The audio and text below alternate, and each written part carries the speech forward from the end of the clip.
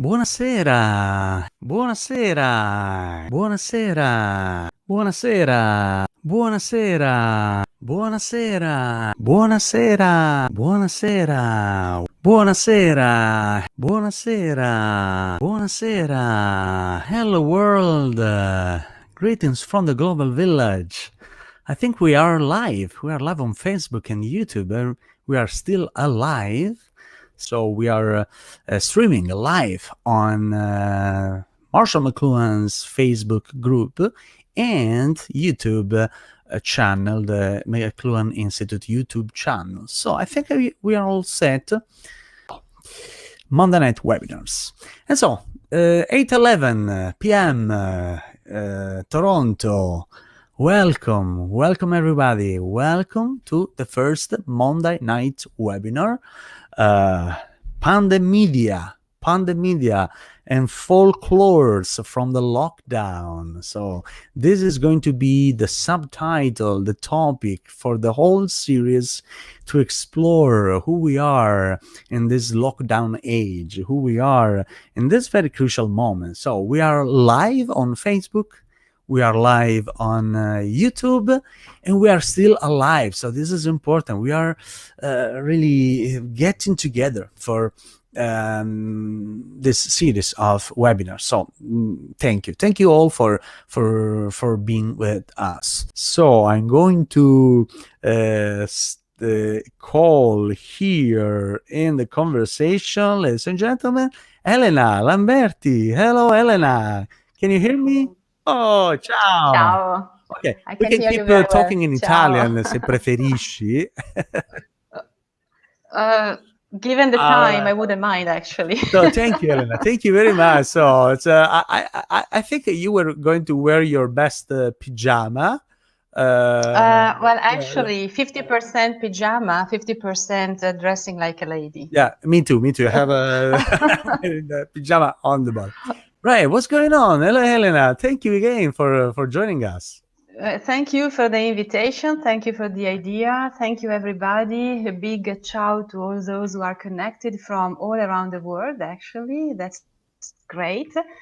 And what's going on? I think it's the same then is going on anywhere, actually. We are indoor. We are trying to find new ways to be together, to preserve our identity as individuals and as communities wherever we are. So I think this idea of the webinar is great. It's a great way, as you say, to feel that we are together, to feel that nothing can stop us, but definitely something might change us, is changing us actually. So and thank you, Paolo, for having this idea. Thank you, the other guests, for joining the situation. Thank you for making this very informal, actually, which means feeling like being at home. We are at home, but we are together in a bigger home, in fact. Yep. I mentioned already the McLuhan Institute.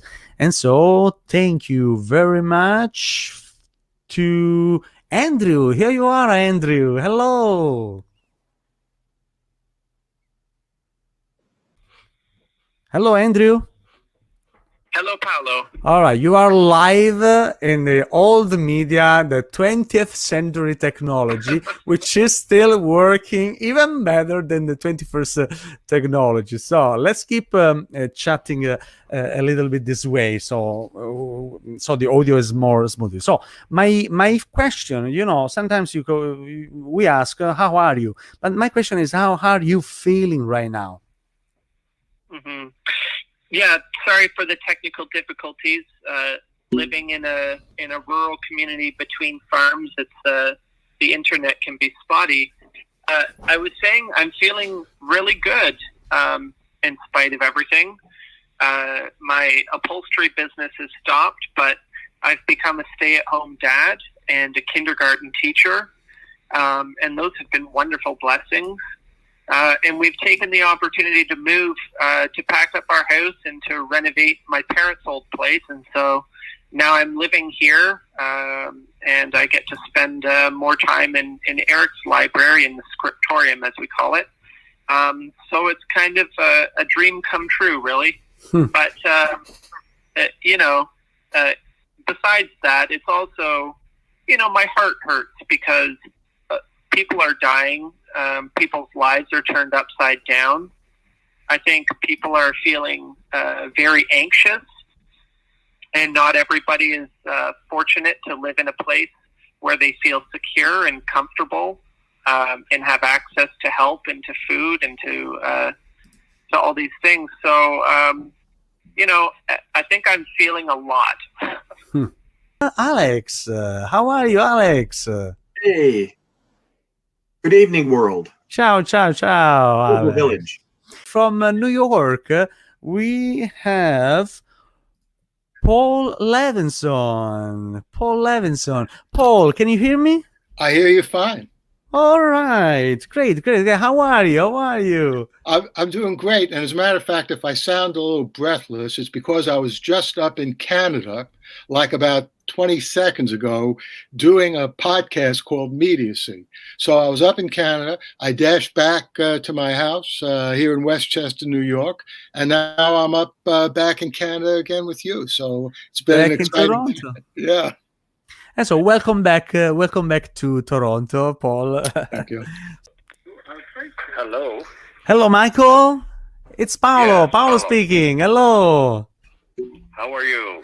I'm good. I'm with you online. We are live on Facebook and YouTube in the Marshall McLuhan's community. We were in isolation. She had come back from Australia, so we spent 14 days in quarantine. And when we emerged, we came into a new world. The new world that wasn't there when we first went into quarantine, and that is that all these stores were closed, and very few people on the streets. It was very unusual. It sort of felt like a Canadian apocalypse. Each guest will show in a little while a special object that to get inspired, to inspire our conversation. Your probe is the following. On a spaceship Earth, there are no passengers, only crew. Yeah, in fact, I saw that someone was already suggesting these as a theme for discussion earlier in the evening. Yes, I went for this one. There are so many probes we could use for this situation, but I like this one for two reasons actually. First of all, it invites us all to act together to find ways out and new ways to be together.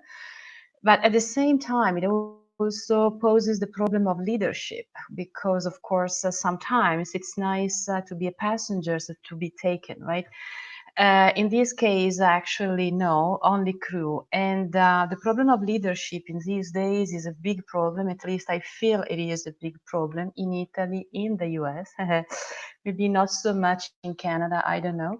But it's a very interesting probe because on the one hand, of course, it encourages us to come together as a community, to take responsibility, to share ideas and to find solutions, to think out of the box and find new ways to navigate through a very new situation, which might become a regular one. This is what experts are telling us, right? This is a situation that might keep repeating in the future. Decided to opt for a mask as an object, a symbolic object for this situation, then I had to decide which mask, because of course now we are forced to use this mask, right? So we see this mask. But when the coronavirus became our reality in Italy, we were not wearing these masks, we were wearing these masks. Right?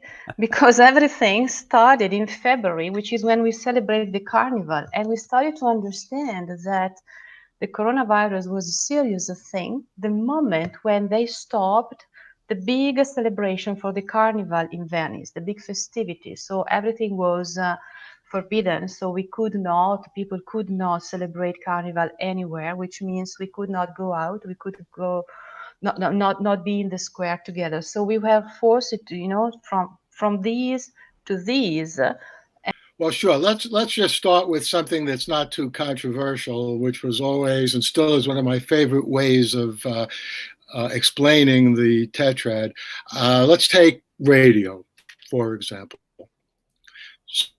So in this 4-part, what I would actually call an app today. I mean, the tetrad is an app. McLuhan wasn't using that term in the 1970s, but he did say the tetrad was a tool, and it's a mode of inquiry to help us understand the relationship of a given technology to other technologies and to the impact, to the effects that they all have had, and will likely have on human life. So that's like a small stapler. So why did I choose the stapler? Because if you think about what a stapler does, is it ties things together, and part of what the stapler also does, if you're using a stapler, is you can use the back of the stapler or maybe a specific special thing to take the staples out and to remove the sheets of paper. And if you think about what's going on right now as a result of the pandemic, it's both tragic, but there are some very positive things about it. People, on the one hand, are being separated. They're being pulled apart. They were formerly together, professors and their students in in-person classes, grandparents and grandchildren who can't hug each other. And obviously those kinds of things are not as tragic as somebody getting sick, and even worse, someone losing their life. But they're very unfortunate. But at the same time, if you think about what we're doing right now, we have ways with our online media of bringing people together. Thank you, Andrew, for your final remarks. And then, merry-go-round, Alex, what's your final take, your final remark? Well, I want to thank you for doing this in my group. And I've always felt that the internet as a platform has the potential to be the most powerful learning platform of any. And too often it doesn't happen that way. And but we see the potential in something like this. Okay, thank you. Paul, your take, your final remark. Rapid fire tetrad on the impact of the pandemic. It amplifies our vulnerability. It obsolesces any confidence we have in the government and in medicine. It retrieves Henry David Thoreau, the virtue of solitude, and it reverses into your guess is as good as mine. Thank you, Paolo. I enjoyed this. Thank you. Welcome back, my friends, to the second Monday night webinar series. And virtually, please join me welcoming with a virtual round of applause, Howard Reingold. Howard! Welcome to the Monday Night Webinars. I'm very, very happy, glad, and pleased to introduce you all our next guest speaker for tonight, Derek de Kerkhoff. Welcome, Derek. Well, thank you. Hello, everyone. Hello. From Toronto, ladies and gentlemen, Bob Logan, Robert K. Logan, even known as Bob. Bob, it's you. Hello, Bob. Hello, Paolo. Hello, all my friends. So nice to see you. In New York. Where are you? Glad that you're here. Rodrigo in Brazil. Bom obrigado. Yeah, it's a nice community all across the world. I see Argentina, Brazil, Canada, US, Europe, Italy, Derek. That's something that I know about because I taught online for 10 years. And also blended learning, where I taught face-to-face with college students in a classic college classroom, but also online. But I've noticed a couple of things from my experience that I think are opportunities that come from the situation that we're forced into. One is all of these conferences where thousands of people fly thousands of miles to meet for 3 days. And I've gone to a lot of those because I spent years speaking at them. And I know that these gatherings are communities, and they're a way for people to get in touch with each other. And it's not just about hearing the speaker, it's about the serendipitous meetings in the hallway. But now some folks are forced to have virtual conferences. And so I think it's never going to replace that experience, but every conference where you replace thousands of people flying thousands of miles to meet in person is going to have a beneficial impact on the amount of carbon we put into the atmosphere. I think it would be a good thing if after the lockdown is over that some of these conferences were held virtually. And so the future is not what it used to be. What's your comment on this quote, Derek? Well, it's another one by McLuhan, which is the future of the future is the present. Right. Perfect. Well, no, but that's actually, I mean it. I mean it because where we are now in this particular situation is the virtual relationships taking over from the face-to-face one. I mean, during the lockdown, we found a change of proportion of the time we spent face-to-face and the time we spent online. And what you were saying about us getting together again in this way is actually, it's a very nice and encouraging thought about the fact that this is also pleasant. You can see what's going on with the lights behind me and the relationship between radiated light, as in a colored LED, and reflected light, which is what happens when you put pigment on a canvas. There's something called an Arduino now, which is a tool that was created by some educators in Italy to enable artists to make art that interacts, that has lights and sounds, and you can wave your hands at it. Without being an engineer and inexpensively. So there's a whole maker world around the Arduino and other microprocessors. And what's really interesting is that this is new territory that people are exploring in the arts. So I'm really interested in that relationship between art and technology. And there's just a lot more to learn there. I have an experiment, so I give you an opportunity, my friends, Bob and Derek, and folks from Facebook and YouTube can help Bob and Derek to get inspired for this very special medium experiment. It's called the medium experiment. So it is. I give you a chance, Bob first, Bob first, and then Derek. I give you a chance, Bob. You start. I give you a chance, Bob, to talk to Marshall McLuhan. Let's pretend you were able now, thanks to my special effects here, to talk to Marshall. So you have to turn your face right this way. So, Marshall, I thank you for your contribution, and I love you still. We all love you. I also want to mention that your daughter Terry is a great inspiration to me. And then we came up with the idea that we should catalog Marshall's videos. And that's how that came about.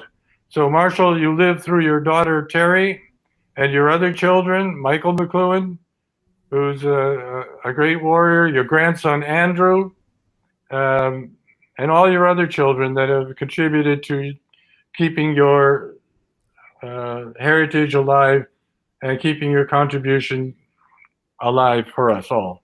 Okay, your turn, Derek. Yeah, it may be. Hold on. It may be a confession. It may be. It may be a question. It may be a statement. It may be. Your call. Your call. Well, all I can say, I I can't really talk directly to a photograph, but I can. Turn right. I know, but I'm having a trouble doing that. Okay. Yeah, I can't. that's perfect. Okay, that's okay. All right. No, I really have difficulty talking to a photograph. So, but I know that there is, what was it? Mainlining. It's an expression that I. I think. So we're supposed to ask it like in a spirit way. If I were to do that, my question would be this one.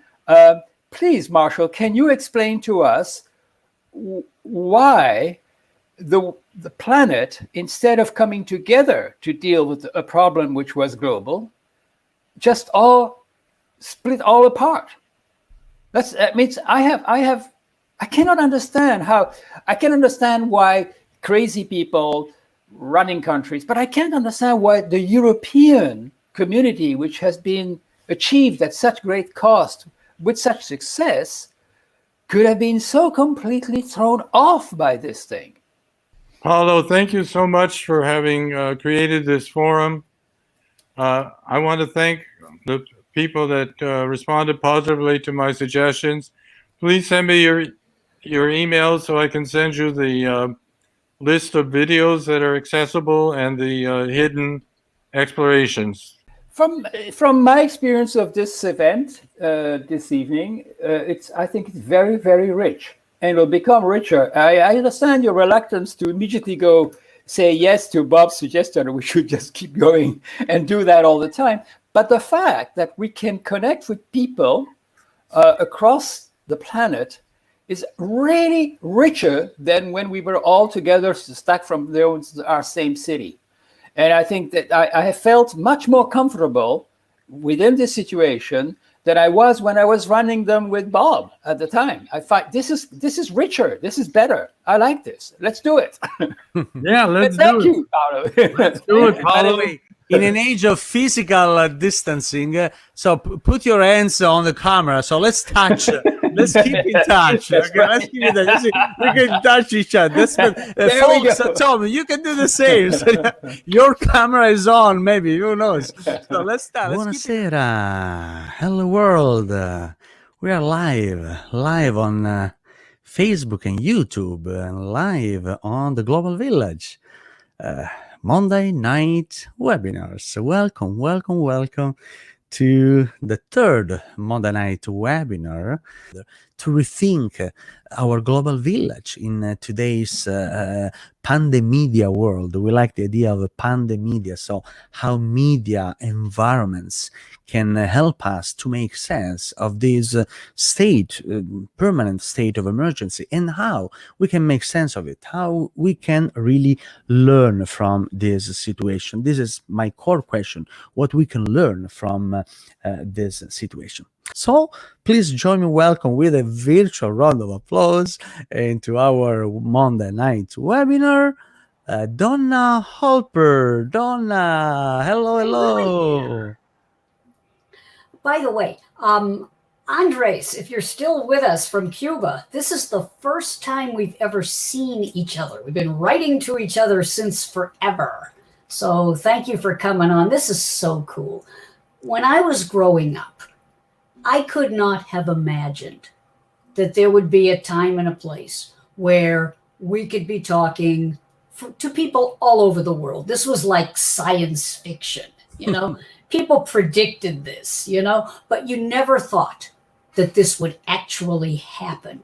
Tonight, Jesse Hirsh. Hello, Jesse. Welcome. Thank you. Thank you very much. That was hello. It feels so long ago. It was less than a decade ago, and it feels like it was in another world.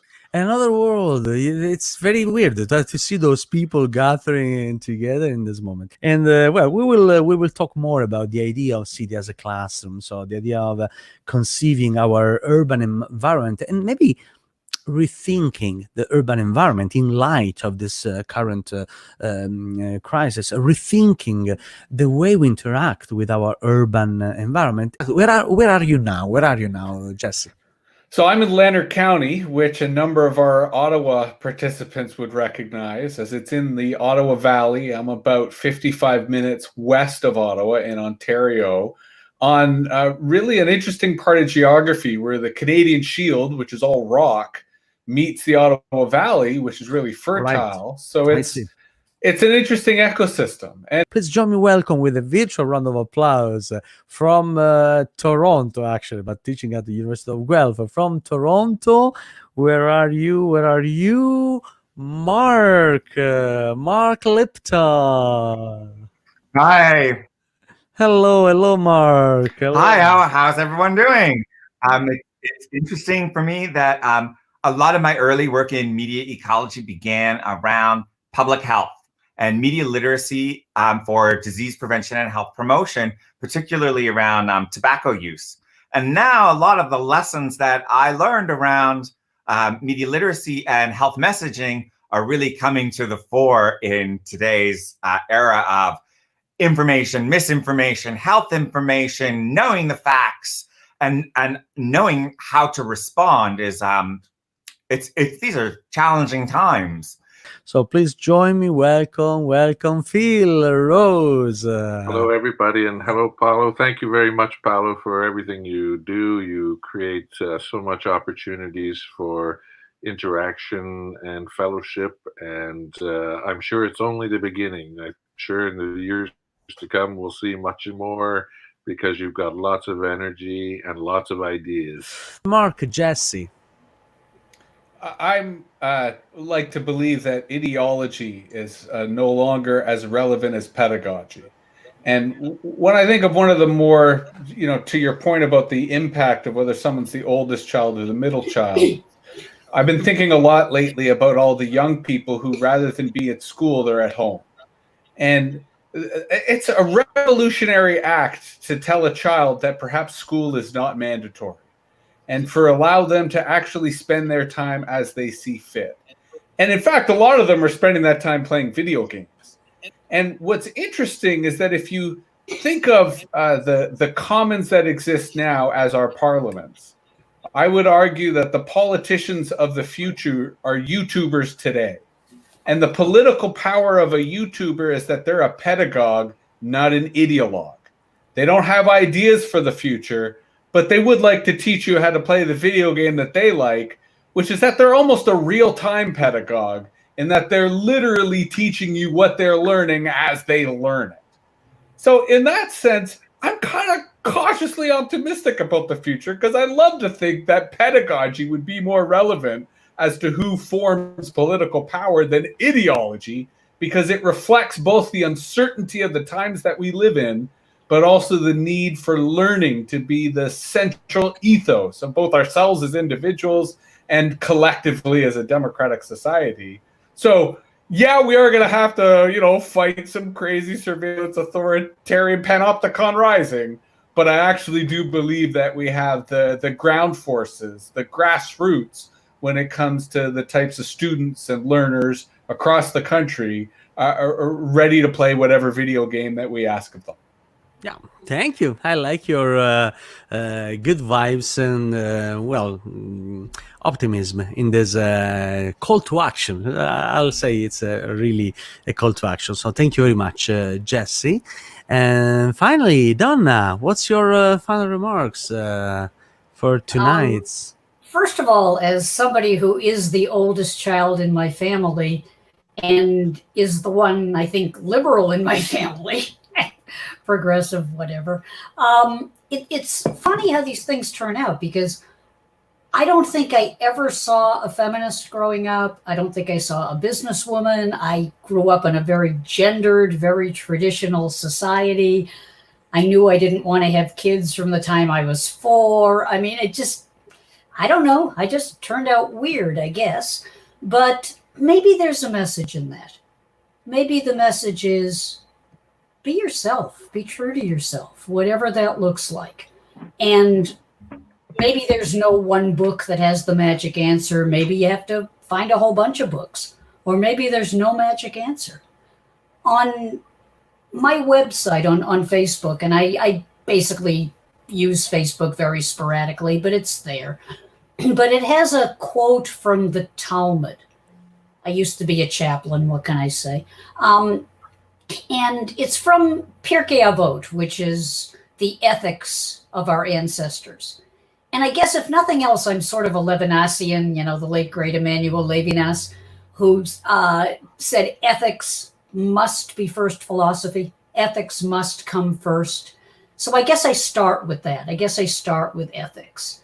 And the quote says, "You are not expected to complete the task, but neither are you expected to walk away from it." So I'd love to end prejudice in our lifetime. I really would. Okay, I've seen enough of it. I'd like to end prejudice in our lifetime. But the fact that I'm probably not going to be able to, I can't use that as an excuse to not even try. So sometimes maybe all I can do is just keep my own space clear. Sometimes maybe I can just model ethics in my own life. Maybe people will get it, maybe they won't. Maybe I'll make a mistake. Maybe I'll have to tell the truth about that and kind of try to fix it. But every day, you got to just keep reinventing it, recreating it. Like I said, maybe there isn't a magic answer, but maybe there's some magical questions. And if we keep asking them, maybe we'll find where we're supposed to be and put ethics first. Very well said. Very well said, Donna. Thank you. Thank you. Thank you very much. Jess is back and Marc is back. Marc, very, very briefly, we tend to really close the timely, so 10 p.m. So your very, very final remarks for Marc.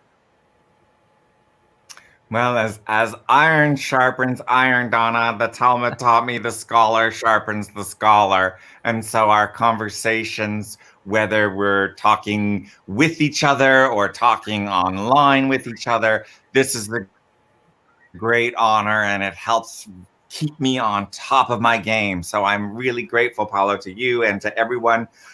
What an interesting experience, and I'm really grateful. Thank you. Virtually hug you all.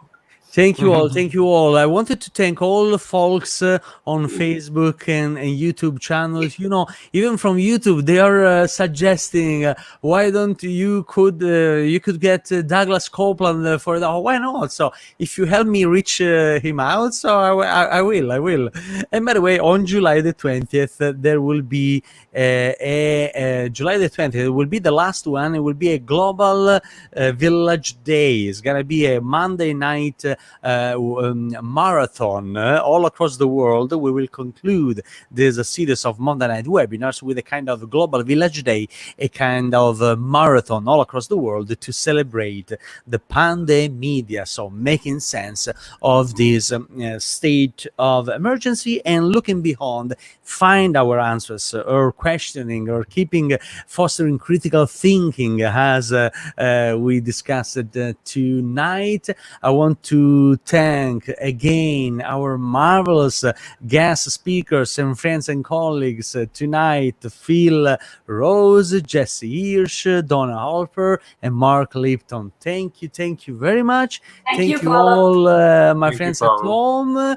We'll see you next Monday as usual, 8 p.m. There are many other comments from Facebook. And so, yes, stay safe and stay sage. Buonanotte. Buonanotte.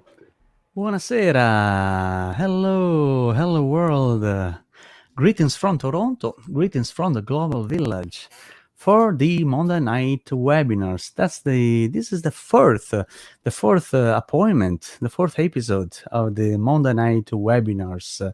So, ladies and gentlemen, here we are in the Marshall McLuhan Monday night webinar. R.H. Thompson. Hello, Robert. Hi, Paolo. How are you? I'm great, and welcome into this Global Village virtual scenario where we are hosting this here at the Monday night webinar. Rhea Beaumont. Hello, Rhea. Hello, Rhea. Hello, nice to see you. behind this beautiful initiative is Ramona Pringle. Hello, Ramona. Welcome, welcome. So How nice are to you? see you. I'm all right. I think this many weeks into it with a toddler at home, and we went in and did the pandemic puppy, and so it's exhausting working full What's time. his But name? this His or is her name? it's her. This is Luna. Luna. She knows. It's like everyone in the house, whether it's a puppy or a toddler, knows when it's an important conversation and wants to be part of it. Also, I'm sure you've We will experienced spend that. some time. Why not? What is hot and what is cool in this pandemic or post-pandemic world? So, join me. Welcome, Barry Wacker. Hello, Barry. How are you? I'm in downtown Philadelphia right now, and right in the heart of Philadelphia, and in my loft studio. And so there's some artwork behind me there, or artworks in progress. And so, yeah, just sort of riding out the corona here in Philadelphia. Robert, your turn. What's your object? My object is that. Subtle, eh? It's from a play. It's a play between a figure like Conrad Black, a media baron of a very political persuasion, and a left-wing journalist. And this is what the character who played Conrad Black played. So it's about power. And when we're in the arts, in whatever era that we're in, we are always having to dance with power. And the question, so the power, though they who hold the power change, whether I'm the painter in the Chauvet cave, whether I'm the pharaoh Khufu at the pyramids, or whether I'm painting a Madonna and Child, or whether I'm writing a play or doing a Marvel comic, or whether I'm in Barry's Vanishing Horizon, which is that phone. The question that the artist must always ask, and not necessarily be political, but must be aware of, what is the power equation here? I agree. Great. So let's continue the merry-go-round. Next in line, Ramona. Ramona, here you are. What's your object? Well, since you requested it, I knew you wanted something baked, something homemade. So this is what we happen to have made today. This is a awesome three-dimensional, trying to get it lit so you can see it all right, a three-dimensional custom cookie robot, which, something, I didn't plan it, but I think it maybe couldn't have come out better. You can see that it's, maybe you can't, but it was definitely collaborative. Definitely speaks to this moment of sort of sanity or salvation through making and through hands-on and creating something from scratch. There was no template. I think speaks to the shared experience of creation together that I was talking about. And also in some way, I think in this moment, we've been gardening and growing vegetables and baking. And I think that there is sort of a comfort in knowing that we can do things with our own hands. And so, I don't know, is it ironic that it's a little robot in the most analog form it could possibly be in? Obviously not functional, but came from something on Pinterest. But for this moment, maybe kind of perfect. Your final remarks. What are the lessons we are learning? How can we face and get better into this post-pandemic world? I'm not sure that it has to do about the media. See, I agree with what Ramona said. We have been on a tsunami of zeros and ones for some time. We've all been inhabiting the fiber optic rivers underneath, as Barry says, the fiber optic cables around the world. So where that will take us and our senses, we're not sure. It is an experiment on us, how it changes the balance of our senses, as McLuhan would say, how the media will affect the balance of the senses that we have in our flesh and blood lives. But I think where the pandemic is taking us is that it's exposing in a more ruthless way inequalities that we have grown used to seeing and not paying attention to anymore. That we've seen the inequality in deaths and the inequality, the retirement homes, I now call them the death houses. And we see the inequalities of those people who are paid very little and put on the PPE and go to defend us, where those who are paid a lot and have a lot of power are staying in very safe positions and continuing to accumulate power. And the COVID crisis has actually shone a light into these accumulating inequalities, which have been stressing all of us. So on the one side, there is the media, the Zooms, the fiber optics, and how that will change us, I don't know. But on the other side, hopefully we will understand and take action on the deeper inequalities that we have built into our system around the world. And the downside or the challenge to that is, here comes climate change. And those inequalities, unless addressed, will make solving the climate change issues and stresses even more impossible. So that's what's been revealed for me. As simple as a nurse or a PSW saying, why am I paid minimum wage? And why is my life at risk? Yeah, because we are in a state of isolation, but we can still touch with each other. So you just put your hand on the webcam and touch and say hi. Hello, hello, hello, hello. It was great. Thank you. And buonasera. Hello world. Monday night webinars. Welcome back, my friends. I can't believe this is the fifth episode of the Monday night webinars. I see Robert Blichman, hello from Forest Hill, of course. Sal from Toronto, thank you for joining us again. Of course, Alex Kuskis, the mind behind the McLuhan Galaxy blog.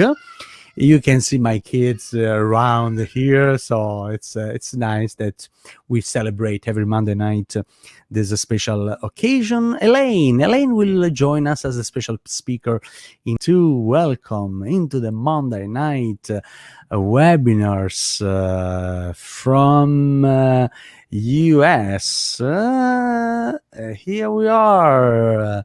Tom, hello. How are you, Tom? Thank you. I'm great. Appreciate it. I was part of the original Monday night seminars, so this is great that you're retrieving, updating, reversing, flipping the whole format.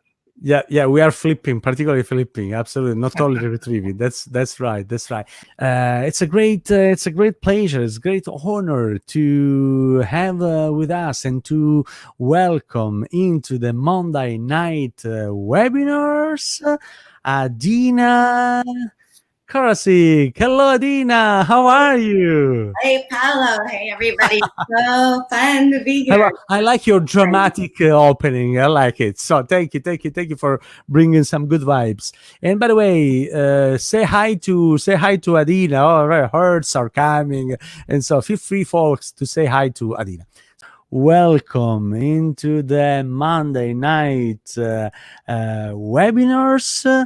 Terence Bowman. Terence, hello. Welcome. Hi, how are you? Finally, you are in the epicenter of the Marshall McLuhan's community all around the world. So thank you. I know, and it's amazing because I only have one claim to fame in the Marshall McLuhan community, and that's that song. The only connection I really have. It's going to be a little bit risky, but I want to make this experiment. I'm going to play a very short excerpt of that ballad. Okay. Backward, in reverse. You know, the kind of Beatles, kind of satanic verses. Yeah, I'm not responsible for whatever messages that kids get from this. Right. No, because I can prove there is a kind of message hidden into that ballad, and maybe we will find out tonight live on Facebook. Ladies and gentlemen, it's 8:42 for the first time ever. There is a technical term for backmask, backwards masking, I think it's called. Backmasking. So for the first time ever, backmasking the Ballad of Marshall McLuhan. Let's see what happens, and hopefully Facebook or YouTube will not recognize that we are streaming some copyrighted material. The backmasking Ballad of Marshall McLuhan. Enjoy.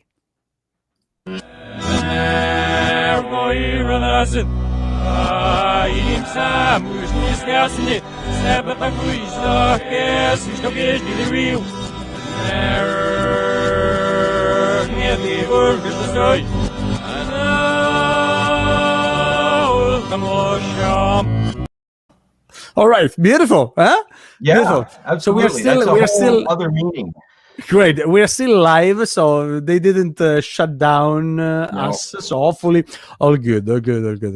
I will say a founding father of the Media Ecology Association, a founder actually, and founding father of our scholarship in the Media Ecology Association. So I'm very proud to host and welcome into the Monday night webinars Lance Strait from New York, right? Hey. Hello. How are you, Lance? How are you? And are you in New York, right? New York City? No, I'm not. Sorry. I'm in the New York suburbs in New Jersey. Okay, somewhere there in New Jersey. Great. And so, how are you feeling right now? So, what's going on there? I'm okay. It's been a kind of stressful time. I know people are either very busy right now or they have nothing at all to do. It's 9 p.m. Perfect. What a perfect time to introduce some poetry finally into the Monday night webinar. So Adeena, I'll give you the floor. All right. I'm going to read two little pieces. One, I'll read from Aronis. Fly me by night to the river, derive over the rainbow. Fly me faster than angels, so fly as the sky, flying without wings, as sparks fly en fleurage. I was born to fly, so fly with me through the flux of form, through refueled folly, volley, veils, walls, volley, rebae, all luminous, voluminous, free flight and fly, flute me by the seat of your palms. Fly me like a butterfly, fly as flamingos fly in the coop, fly free and fly blind, buttress from the inside like a flying fuck on the fly to the moon over the dateline as the sky flies awake. Well, this is one that's going to be included in the collection I have coming out, and it's called A Turn of a Phrase. It's one of the more lighthearted pieces. A turn of a phrase can go on for days. It's a merry-go-round of meaning and sound. A turn of a phrase is a spinning top. It can make you dizzy till it comes to a stop. A turn of a phrase is a Hanukkah dreidel. It won't stand for long. It's fundamentally unstable. A turn of a phrase is a whirling dervish dancing in a manner more than a little curvish. A turn of a phrase is a voyeur's gaze when you're least aware. It makes you stop and stare. A turn of a phrase is a crazy carousel. Ride the painted ponies and fall under its spell. A turn of a phrase is a spinning wheel. If you prick your finger, it might never heal. A turn of a phrase is a turn of the key. It can open your mind and unlock mystery. A turn of a phrase is an endless maze. Just around the bend is another dead end. A turn of a phrase, like a turn of the screw, tightens its grip, trapping me and you. A turn of a phrase is a linguistic maelstrom, a whirlpool of words you may never escape from. A turn of a phrase is like the earth on its axis, Day follows night like death follows taxes. A turn of a phrase is a roundabout. Whether you're coming or going, it's hard to get out. A turn of a phrase is a revolving door. Better exit quickly or you'll be in for more. A turn of a phrase is just a phase of language gone mad. It's a passing fad. A turn of a phrase is just circular reasoning. It's gourmet cooking with spices and seasoning. A turn of a phrase is a centrifugal force with great gravity, a weighty discourse. A turn of a phrase swings and sways like a pendulum do. That's English for you. Bravo, bravo! Global Village Day, save the date, July the 20th.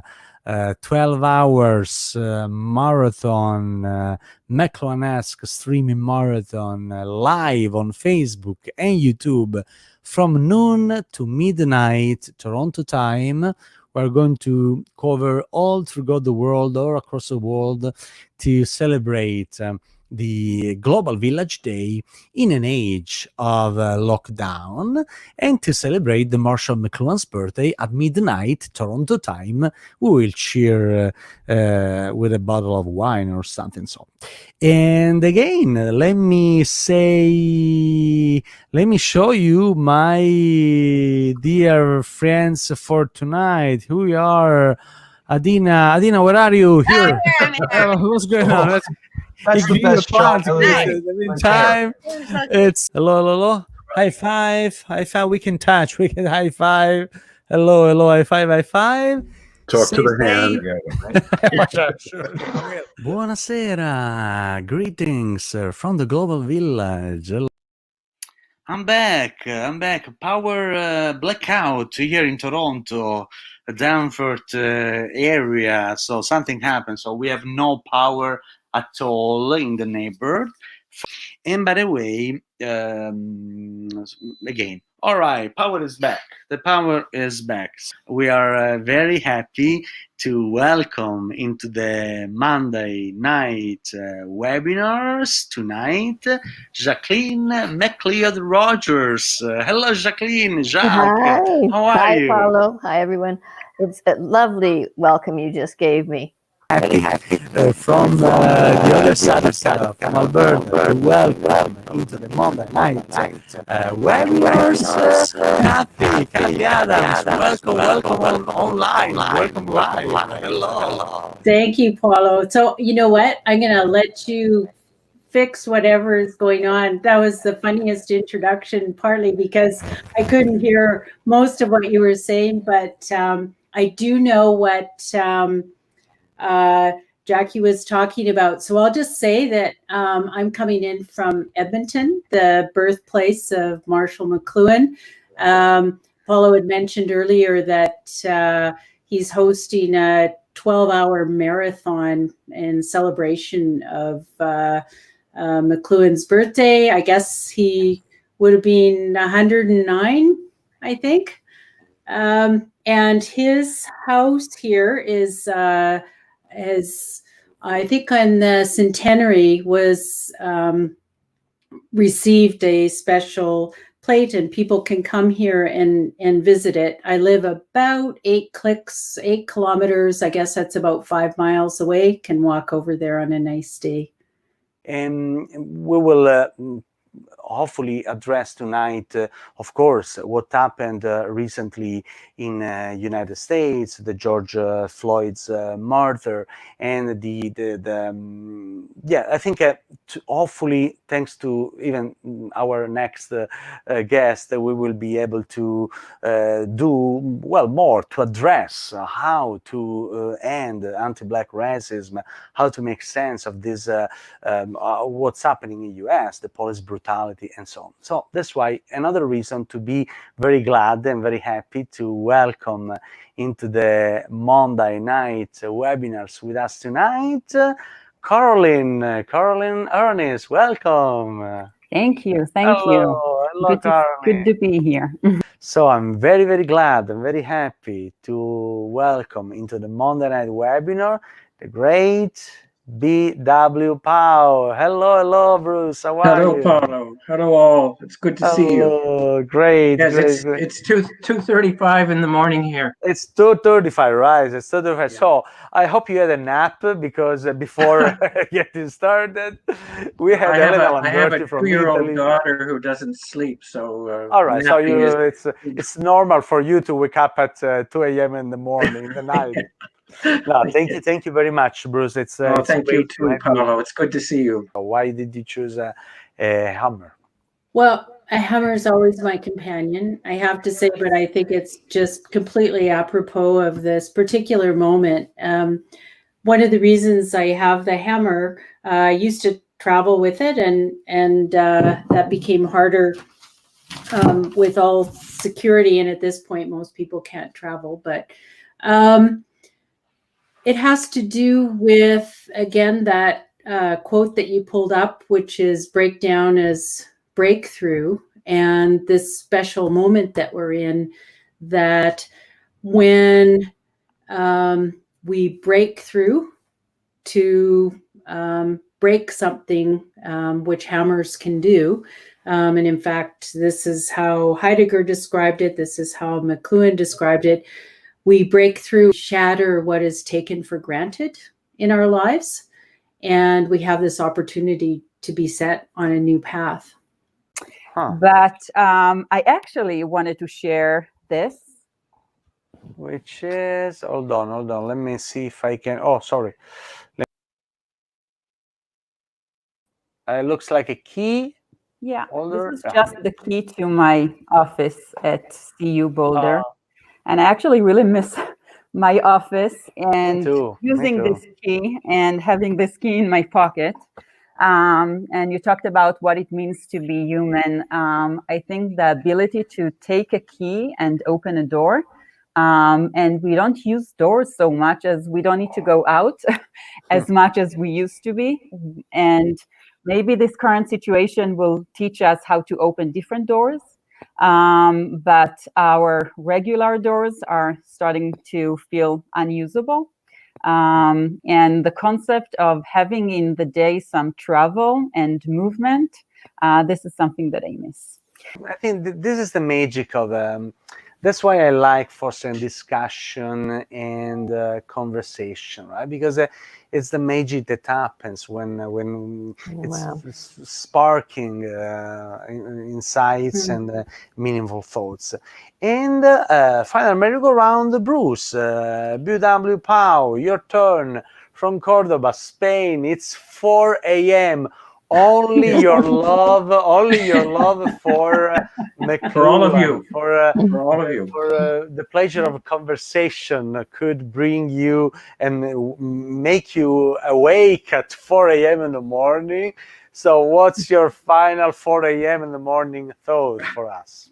I wish we had more time to talk about the mask. I think Carolin's observations are very important, and the question of breathing and what we breathe. We haven't talked about, for example, the fact that NASA satellites are showing that pollution is receding, and that in fact people who are asthma sufferers, as I am, are having an easier time breathing, and that it's an extraordinary aspect to things, that the masking has not only begun to create this sort of fictional look again to people and as covering, but also created the importance of uncovering, unveiling again. And let me also quickly just say, from the depths of the Sierra Morena sanctuary, calma, alma, alba, and silencio. But if I could say anything at the end, it would be that all of us are all at once, and all at once is now all of us. And we are going through the I and thou cloud together. And don't forget to pencil your July the 20th, the Global Village Day, with a great lineup of guests, globalvillageday.ca, to check it out, what's going on. All right. Have a good night, my friends. Stay well, stay safe, stay sage as well. I love you. It was a great night. Thanks. Thank you. Thank you. Good night. Thank you. Again. Thank you. Buonasera. We are live. Welcome back to the Monday night webinars. Pandemedia in a lockdown age. So welcome back to the 7th episode of this series to make sense of what's going on out there, to really explore what matters to us in this state of isolation, and so understanding the global village around us. There is a special guest tonight with me, my son Frank. Say hi, Frank. All right. Friends, folks from Facebook and YouTube, join me welcome with a round of applause, virtually a round of applause, Beatriz from Rio de Janeiro. Welcome. Thank you so much, Paolo. This was a beautiful introduction. Thank you so much indeed for this opportunity to talk to everybody and be together despite the distance. It's a great pleasure to host a great McLuhan's scholarship champion and a huge friend, David Nosbakken. Hello, David. How are you? Can you hear me? Great. It's a great pleasure to welcome and Monday night webinars Andriy Mishershenko, and my apologies for mispronouncing your last name, Andriy. It's okay. It's almost good. Hello, Paolo. Hello, everybody. Hello. So good to be here with you again. So I'm so glad that every Monday we can see each other at least on our screens. It's so important in this. And so, please join me welcome with a warm virtual round of applause in the Monday night webinars. Ladies and gentlemen, Richard Grusin. Richard, here you are. Thank you for joining us. Hello, Paolo. Nice to be here. Great, Richard. So again, it's a great pleasure. It's an honor for me. I've been studying on your book, particularly the remediation, and it's very impressive to see how it's still today so relevant to really understand the very idea of media ecology. Right. Well, Marshall McLuhan's that was a big part of his project, was to talk about the way in which education was not equipped for electric technology. And I don't know that this move to online teaching as the neoliberal university is doing it. I'm not convinced that that's what Marshall McLuhan had in mind when he was thinking about the sort of all-at-onceness. But it's an interesting question, I think, to discuss. Great. That's a very good question. Unfortunately, I wouldn't say I'm very optimistic. I couldn't be. It's impossible to be optimistic right now here in Brazil. So my feelings are not the best ones, unfortunately. And I think everybody knows what's going on, but our president, he doesn't believe in COVID. So he goes to the streets and he calls people to protest against our democratic institutions. He says he's the Constitution himself. Just, it's absurd. The situation here is I have to say that because I think it's important. It's impossible to be optimistic right now. So we had lots of riots. We had not riots, but we had beautiful, powerful manifestations over the weekend here in Rio, in many, many different cities in Brazil. But I think it's important to share this because some people don't know the level of cruelty that we have here. And of course, the government is part of that. So I'm not optimistic at all. What's on your mind, right? So, is that right, David? What's on your mind? What is that if you hadn't seen Marshall for some time, he would ask two questions of you often. The first, what have you learned? Since we last met, what's on your mind and what have you learned? And the second is, have you heard any new jokes? That's good, of course. Which is one of the most, I think, endearing aspects of McLuhan was his sense of humor. he found humor in almost everything. He loved puns, and he loved. If you said a joke that he could appreciate, he would write it down and file it. So he actually had a file of the best jokes that he could call upon when needed, as though he was being spontaneous. But thinking of young children now, 4 or 5, so your children, Paolo, that are witnessing what's going on in terms of the social movement around George Floyd. Yeah, I think this has a significant influence on their worldview and their perception, and so it's a hopeful sign that the public response to a situation like that has emerged in this time of pandemic. And maybe they're related in the sense that we have slowed ours down and we have paid more attention to things that are more important to us. And we're saying we're mad as hell, we're not going to take it anymore. And we're out on the street saying just that. And I think it's a very hopeful sign.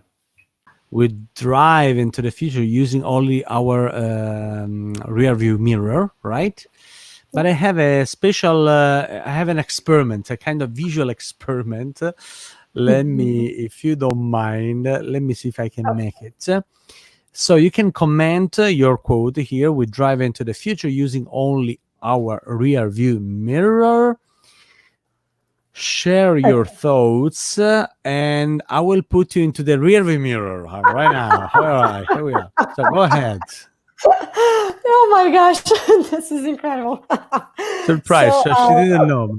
I loved it. I didn't know. Yeah.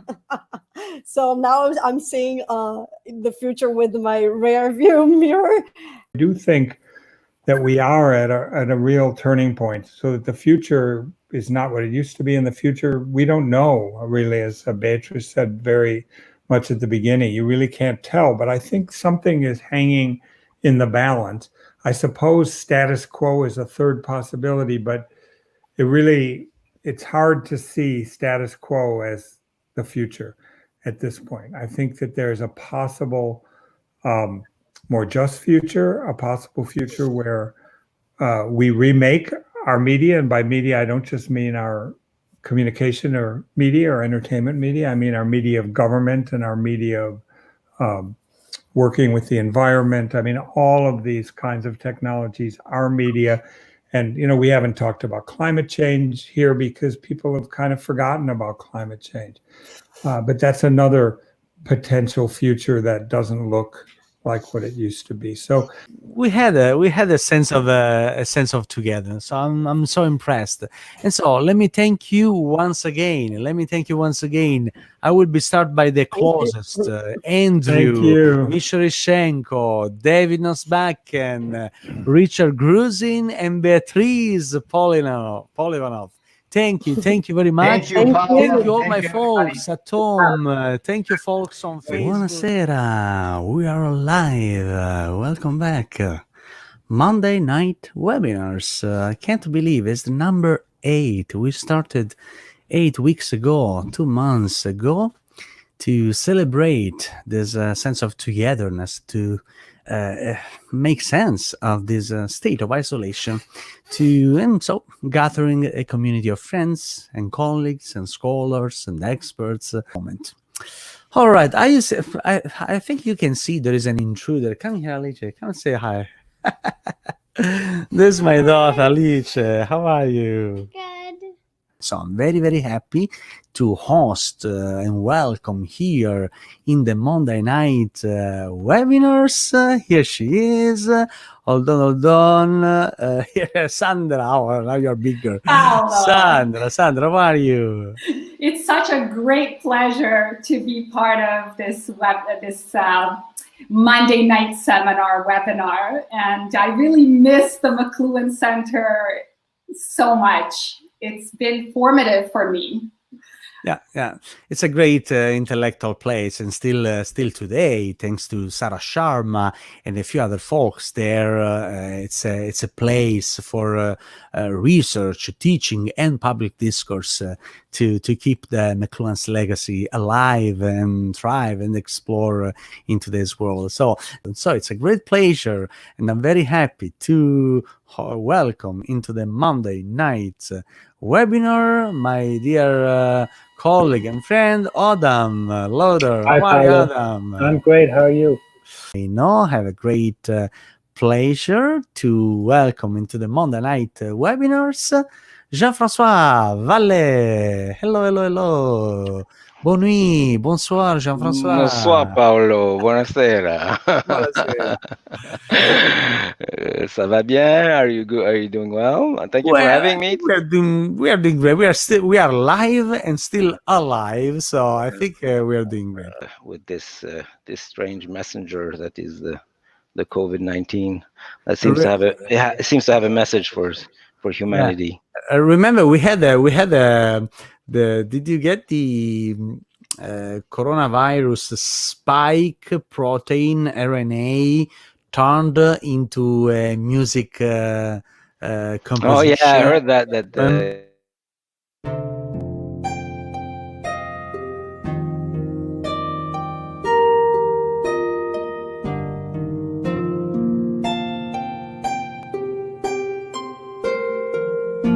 All right, just a few seconds, so to remind your. It doesn't make you want to dance or anything. It's just to remind the messenger inside you and try to get the sense of it.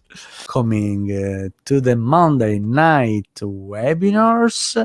Where are you? From Italy, from Bolzano, Alessandro. I'm here. Colombi. Hello, Alessandro. Ciao, Paolo. Hi, everybody. Ciao. Thanks for inviting me. It's a great pleasure being here. Even if I'm a bit groggy due to the hour, it's almost 3 o'clock in the morning. It's almost 3 o'clock in the morning. So it's absolutely wonderful being here. And it was actually me with the panopticon. So I wasn't already registered, but now I made it. I think it's very relevant. Games are counter environments. Exactly. That's another take. I mean, okay. I was an artist for a very long time before I segued into filmmaking and then games. So I try to keep up my sketching habit. All right. I like the idea that the Monday night webinars are like a sketchbook, right? So we sketch some ideas, we just unleash thoughts, and then possibly we gather into a more consistent way. And I think this period is quite fascinating, especially the early 16th century in Northern humanism. I did a lot of work on Thomas More's Utopia, which is mentioned by McLuhan, of course, in his famous Gutenberg Galaxy, where he says that More is building a bridge over scholastic philosophy, and he's kind of an intermediary transitional figure. And it's quite fascinating to look at this period that's been kind of renamed recently. I don't know if you're familiar with the expression. Some scholars are talking about the Gutenberg parenthesis now to describe the Gutenberg Galaxy. They've been obviously influenced by McLuhan, but the idea of the parenthesis, I think, is quite interesting. This idea that in the history of humanity, there's this short period of maybe 4 centuries where the dominant medium happened to be the print medium, and the printed book was the most important medium for the transmission of knowledge. And this is just happening in the early 16th century, still in the first decades of print technology. And it's quite fascinating to study all the paradoxical relationships of orality, literacy, in these kind of written imitations of oral conversation that were then printed. And I think we could learn from that period. And so my object remembers me that my childhood, it's still with me, and the city is a classroom because I bring my old skateboard. Oh, hey, yeah. They're using the garage with my daughter because at 51. I still love to skate with kids on the backyard of schools sometimes, and anytime I hurt myself, but I keep learning from them to stay young, at least as a mindset. So my idea, I keep reading on paper and keep finding better ways to use digital paradigm to learn and share. That's it. Thank you, Alessandro. Thank you very much. And by the way, just 1 second, 1 minute. We're a little bit. Sandra, I didn't ask you about your secret object. I saw something there. So sorry, my fault. So, you know, I mean, I actually thought about the sketchbook, but because I've been immersed in nature and in this magical forest that literally feels like it's coming out of a storybook with deer here in Brantford. Wow. I cannot even begin to tell you. I feel like I'm in a romantic novel, you know, or maybe on Walden Pond, except that I have a river, not a pond. The book of nature. But I have a daisy. The most there beautiful flower. That's my object. Yeah, delicious. Nice. Oh, thank you all for sharing. Ciao everybody. Grazie Paolo. Buonanotte. Thank you so much. Grazie mille. Ciao. Ciao. Buonasera. Hello world. Greetings from the Global Village. Monday night webinars number 9 tonight. I can't believe we made it already 9/8 plus today. A special series to understand who we are, what matters to us in response to this state of isolation. And so we are live on the Marshall McLuhan's Facebook group and on the McLuhan Institute YouTube channel. So introducing our special guests for tonight. And by the way, I didn't say hi. By the way, the first to be introduced is my alter ego over there. Hello.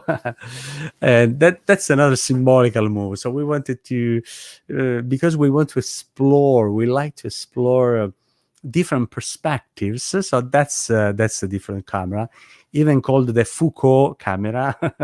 Or by the way, so it's nice to see things from different perspectives. And so the first one will be Julia. Hey, where are you? Julia, here you are. Hello, Julia. Hello, Paolo. How lucky. Julia Hildebrand. Julia Hildebrand. So welcome on board. And now, second on the McLuhan Monday night webinars. Mike, my plug. Surprise. Big surprise.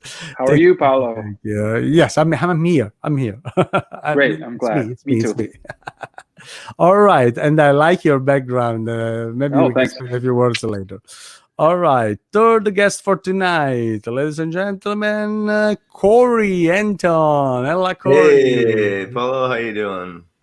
I'm great. It's nice to spend every Monday night a couple of hours together with the community I love, and it's very nice to have you tonight as well. That's great. It's great to be here. All right, we will continue discussing. And our fourth special guest for tonight, Luigi Ferrara from Toronto. Hello, Luigi. All Hi, right. Paolo. What about yours? Your object. So, when the pandemic started, I found this object that I had purchased about 10 years ago. At it's actually two angels inside a snow globe in a teacup, and I bought it at a shop in a place called Lilydale, which is out of it's near Chautauqua in New York. And I bought it because this idea of these two angels inside this world of their own, it reminded me at that time of, our deepest loves and our deepest cares. and how someone had made such a kitsch object that was so profoundly emotional. But during the pandemic, it made me feel like what it was like to be me and my wife in this little world of our own. And I think it really reflects, like, you can see beyond, but you're in this, that your physical connection is only with this person that you're with in the lockdown that you're in, right? And over the years, I've been thinking more and more, like, we used to think of ourselves as I think, therefore I am. As a designer, I always felt that design is how we share, and that now we're feeling that, I think most people feel that if I share, I am now, right? Did you bring your? Did you find your secret symbolical object? Oh, I do. I have it here, and this is all right. Here we are. So this is why I wanted to screen share with you. Let me. Okay. Please feel free to share the screen. Okay, so here I'll screen share with you, and this was my attempt to talk about breakdown as breakthrough. Can you see me there? Oh yeah. Okay, I will do this. It's only 37. It's only 37 seconds. So, but here we go. Right, and let's see if the audio.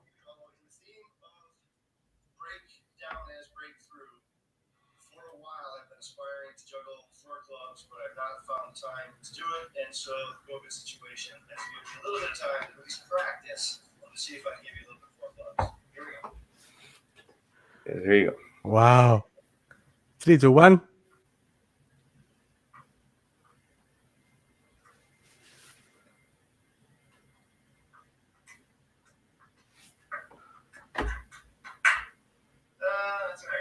Oh, that's it. That's it. Round of applause. That's all I got there, Paolo. Folks on Facebook, please cheer to. And what's behind you? It's a screen or just? Yeah, that's my TV. Your TV with and I have a little Marshall McLuhan. Yeah, so I have a light here that is actually, my wife does a lot of work online with webinars and so forth, and she has a beauty light. Oh, so I borrowed it. And when I set myself up and I had McLuhan in the background, and you can see when I turned it on, he got a halo, so I kept it. He's the angel over my shoulder. Makes a lot of sense as the patron saint of Marshall McLuhan, as the patron saint of Wired magazine. I think for a long while he was elected, acknowledged as the patron saint of Wired. So, good idea. That's a great idea for kicking off our discussion. The halo. Great. And I was keeping an eye on the comments by the way, so let me say hi to Tom Giancarelli, our pillar in the Media Ecology, founder and pillar of the Media Ecology Association. Yes, there is the chat both on YouTube and Facebook. The only way where the two chats merge finally, it's on the live stream. So feel free to chat. And there are a few other folks I wanted to how do we send comments or links or things or chats to the people here? Like I see Jerry, he's giving pandemic or infodemic or pundemic. Jerry. Hello, Jerry. Hello, Jerry. I think it might be all three, Jerry. Yeah, because Jerry is on YouTube right now. You see the red icon. So is there a way to share that with him? Is there a way to respond and send a link or an anything here on the chats? I think because I got the link for you, Jerry. All right. Hold it up on a piece of paper. So I'd like to bring back Julia here. So Julia, what's your special object? Well, actually, it replaced the flowers that were behind me a second ago. Speaking of identity making on Zoom and the performative character of the screen. But my object is my drone, Jay. Some of you may have met him already during the MEA convention. And since Paolo is encouraging us to change our perspective for this webinar. I figured the flying camera is a nice metaphor for thinking about the way we can change our perspective. And in many ways, the drone also reminds me of the virus as another airborne medium, as another medium that can be considered quite invasive, invading our private spaces if a drone is hovering near our bedroom or bathroom window, for example, the same way that the virus is invasive when it comes to our bodies as a private space. Most beautiful part of this pandemic was recovering time. Being able, it got me healthier because I started to be able to work out because I wasn't moving around to get to places so much. And that recovery of time is very precious. And, you know, what I am thinking about more and more is like, what do we want to keep and what do we want to change? Like, I really love the city without all the cars. But then, like, I drove my car for the first time in 4 months, and like the air conditioner was broken. And when you don't drive a car for 4 months, it actually breaks down. And it started me thinking about all the things that are actually breaking down, that are part of the society and culture that we're a part of. And I do believe that, like, the world of the car is breaking down. Metaphorically, if not literally. But I think that's actually important because I think we need to make much more conscious choices. You know, do we want to see our streets filled with cars, or would we rather see them filled with more active transportation? And do we want to have more time in our life for the things that bring us joy? You know, in my case, it's you know, reading poetry, it's drawing, it's doing things that I'm never able to do because in a way, we were locked in a lifestyle. So I'm hoping that that, you know, both individually and as a society, we can change things to be more like we would want them to be. After this experience of the pandemic. Thank you again, my wonderful friends and guests for tonight, Monday night webinar, Corey Anton, Julia von Hildebrand, Luigi Ferrara, Mike Plu. I learned how to pronounce finally, hopefully. Thank you. A round of applause for virtual round of applause for you all. We can even touch with each other. So put your hand on the camera and say hi. And so it's nice to keep in touch. Thank you all, folks, on Facebook, Marshall McLuhan's group, on the McLuhan Institute YouTube channel. Thanks to the generosity of Andrew McLuhan, always inspiring and sharing great thoughts. Thank you. Buonasera, hello world. We are live on Facebook and YouTube.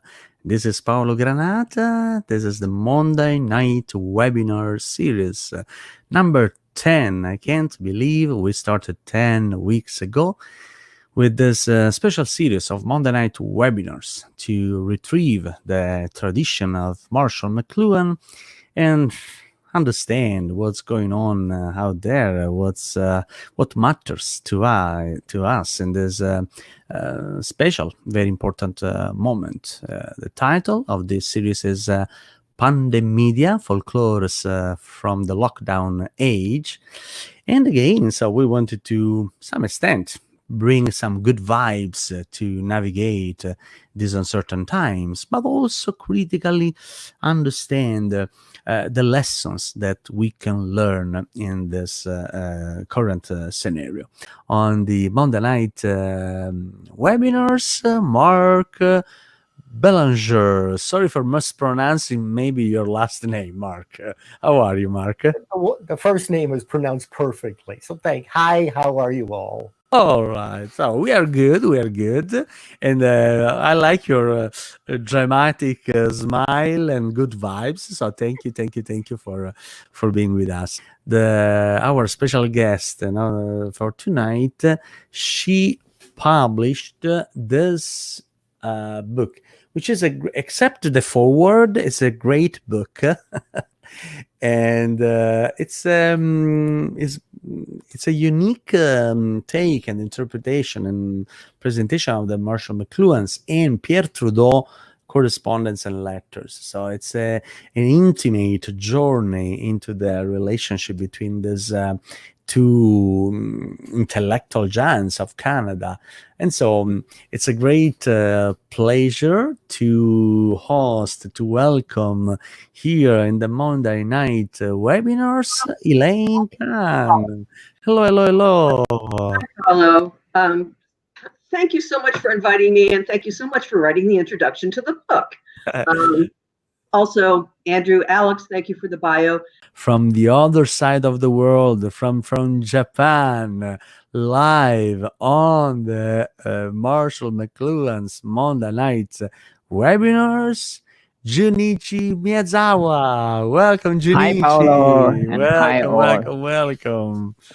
And so it's morning, right? It's early morning yes, in Japan. it's in the morning. Now in the morning, I'm having morning coffee here, and every Tuesday morning, I've been enjoying this webinar, here in Tokyo.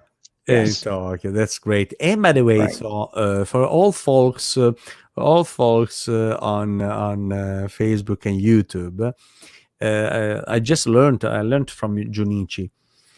Monday night, right? Monday night means in Japanese means no problem. So that's why actually, you often pronounce it as Monday night. Monday night stands for problem. Night sounds like night. Night. Night. I need to put night. Okay. Negation. So no problem. Monday night. Monday. Okay. Monday and night. we say Monday night. It means no problem. All right. Monday. In fact, this is the no problem. The no problem webinars. Okay. So we can call it the no problem webinars. Can you share just one memory? Can you share something about the Monday nights? Something you remember? The mood, the attitude.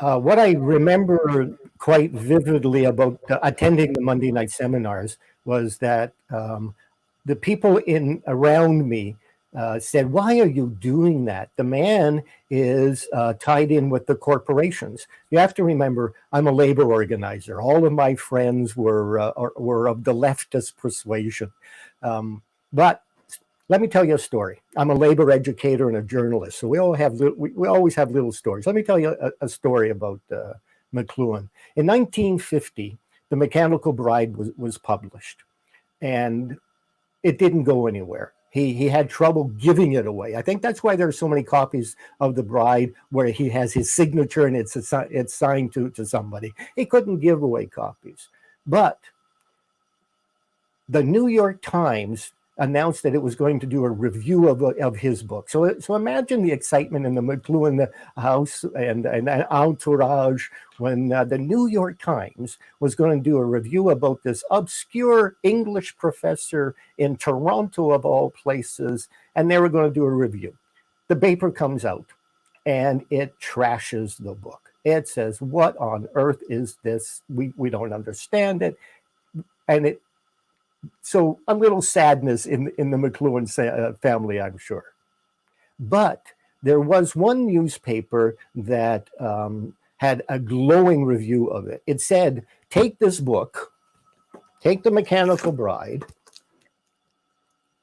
and discuss it around your dinner table. Bring it into your family, talk about it around the dinner table." Because what it talks about is how the corporations have taken over our senses, have taken over our understanding and our explanations of the world, and the corporations have done this. And not only that, but the media companies at the time have taken over. So have these discussions.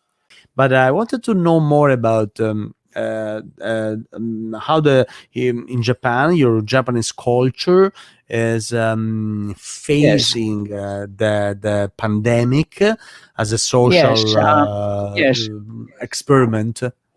I've been thinking about wearing sanitary masks. Japan has a little different culture on wearing sanitary masks.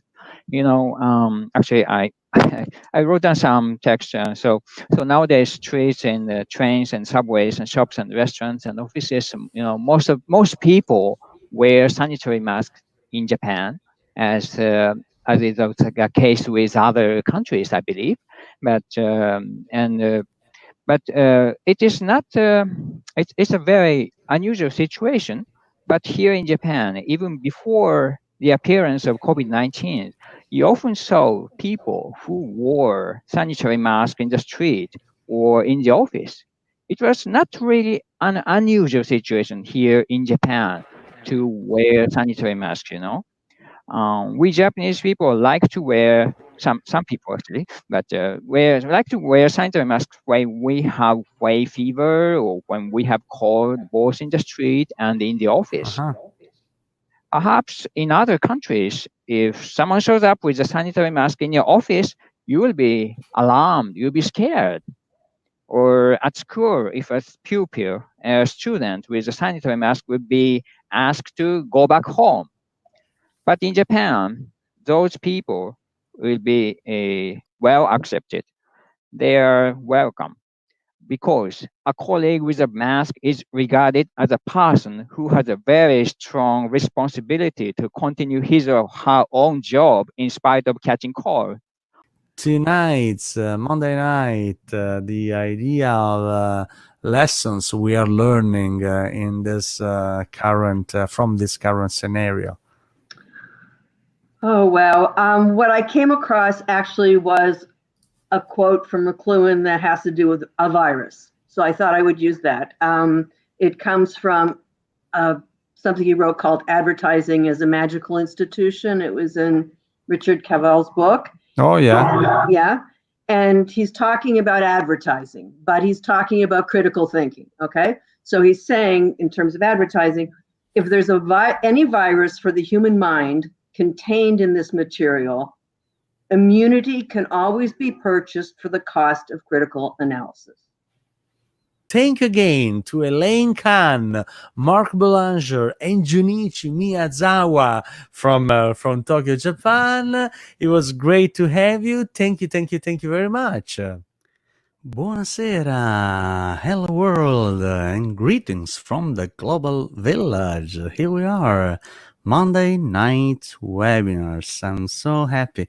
This is the number 11. So we've been running this series of Monday night webinars for 11 weeks. Looking forward to our grand finale on July the 20th for the Global Village Day. So I'll tell you later a few words. We are looking forward to the Global Village Day here, you see, on the July the 20th. So there will be a crowded lineup of speakers for this McLuhan-esque.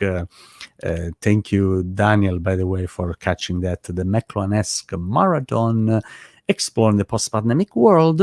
And so, because it's a marathon, we will have a torch. There will be a symbolical torch to cross the whole world. And through this symbolical torch, we will spend 12 hours together, live streaming, and with bunches of speakers. And by the way, at midnight, we will have a shot. We will celebrate the Marshall McLuhan's birthday, because Marshall McLuhan's birthday is on the July the 21st, right? So at midnight, Toronto time, stay with us until midnight, even a little bit further, to celebrate the Marshall McLuhan's birthday. So again, I'm very excited. And it's a community exercise. It's a community building exercise. Again, it's not me just hosting. It's made up out of a community, right? This Global Village Day, it's really a global, international lineup of friends, colleagues, and people who care about understanding what's going on in our global village and possibly how to make our global village a better place in this current state of crisis or opportunity. And so it's a really a great pleasure to welcome into the Monday night webinars Jody Berland. Jody, hello. Hi, Paolo. Thank you for that nice welcome. Yeah, no, thank you too for joining us tonight. So thank you very much for accepting my invitation. It's a great pleasure finally to host and to welcome in the Monday night webinar Gary Genosko. Hello, Gary. Hey, hello, Paolo. Nice to. How are you? I'm much the same as I've been for the last 3 or 4 months. Just hiding out in downtown Toronto here, trying to avoid the heat and the construction. To welcome in the Monday night webinar, Isabella Pruska-Oldenhof. Isabella, how are you? Can you hear me? Yes, of course. All Thank right, you. all I'm right. quite well, and thank you for the lovely introduction. Yes, I've been thinking a lot about that actually, because somebody said to me a few weeks ago, could you think of a virus as being an evolutionary tool? And I said, well, we can't think about evolution anymore as a purely biological entity. And so if we're looking at the virus that appeared in this pandemic and has appeared in all of the pandemics in the last few years, they're all brought about by a meeting between several different species in an environment that is partly changing due to climate change. So we have so many different processes that are being brought about within the particular body of a particular animal. Let's say the pangolin, because people have talked a lot about the pangolins as being one of the contributors possibly to the COVID-19 virus. And I've thought, you know, we started to think about viruses almost metaphorically. You know, we have viruses and memes online and so forth. We have animals as semiotics online, but this is a biological agent. But, you know, I think a lot about how McLuhan said, whenever there's a new medium, we have to abandon our old ways of thinking and try to find new ways of thinking that can recognize what is new in this new situation. That is one of the most key points, and Jody made it quite nicely, was that animals have agency. And even though we may not recognize it, when they get out of their cages, they have agency. When they bite us, they have agency. When they emit particular odors, they have agency, and they're communicating with us. But there's something else that's happened during the pandemic to heighten animals as media. And that is that they have exposed the idea that humans are now living models in an experiment perhaps initiated by viral passage among different animal species to humans, and that we are living models of the fragility of life. Well, one way to think about it is to think of art as an anti-environment, and what it does, it actually functions like a prophylactic vaccine. So McLuhan noted on several occasions that the artists produce these anti-environments through by making artworks, and these retrain our perceptual faculties for the eventual arrival of the new technology in its, I guess, at full force. So then I guess we have in this way developed some kind of a means of coping with it, of being adjusted to it, knowing when we're being surprised by it and what it might do. So that's why I think of art as an anti-environment, being like a vaccine.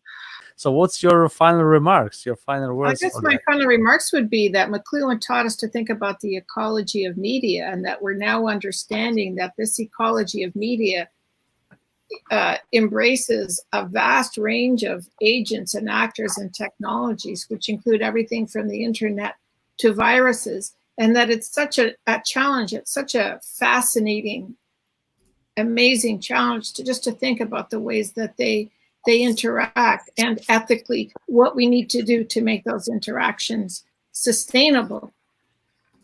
Because we're seeing a lot of loss of life right now, which is very sad. Although the last couple of days have also been very good news with the cancellation of 2 pipelines because of widespread protests, which is a plus thing that has been enabled by our global village. But we're also seeing, you know, that we need to think about the ecology of media in a very rich way, cutting across all the hybridities that Haraway and other biologists and science theorists have taught us to think about, to even as we ourselves are both technological and ecological and biological. A final response, the UN gives us something like 8 years, 7 years now before it's too late to save the planet. So that would be a good final word for me. It's ironic, I think, that McLuhan's penchant for observing how readily we cross borders, across disciplines, across nations, through mediatic wormholes of various kinds, has been exposed now at the very moment when we need to cross over more than ever. We can't. The borders are closed, that connections are broken, and that we have a kind of uneven connectivity now that is physically constrained but virtually enhanced. Gary, Jody, Isabella, thank you again, folks in the Facebook group and the McLuhan Institute YouTube channel. Thank you very much. Good night. As usual, Thanks, everybody. we can touch, actually. We can say hi this way. Hello. Isabella, Jody, here we are. High five. High five. Hello. We can touch. All right. And as usual, stay safe, stay sage, and see you July the 20th, the Global Village Day. We will celebrate the Global Village Day. Have a good night. Ciao. Have a good night. Ciao. Good night. Bye.